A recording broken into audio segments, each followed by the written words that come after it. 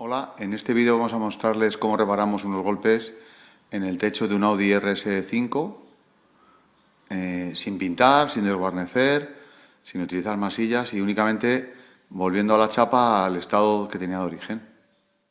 Bueno, pues les vamos a poner aquí la lámpara con la que trabajamos para que puedan observar el tipo de, la forma que tiene, el tipo de daño que tiene, la profundidad, el tamaño, la ubicación, y todo esto lo vamos a hacer trabajando la pieza desde fuera para volverla a su estado original.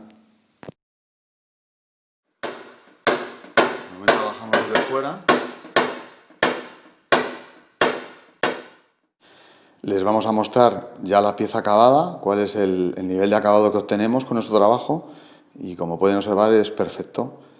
Nadie podría decir que antes había ahí un golpe. Esta es la zona que hemos trabajado y bueno, pues el acabado obtenido es perfecto. En un techo que con el paso del tiempo o cuando envejece la pintura se saltaría si hubiera sido repintado, en este caso queda como estaba a origen. Mejor acabado no puedes conseguir para ese tipo de reparaciones. Muy bien, gracias.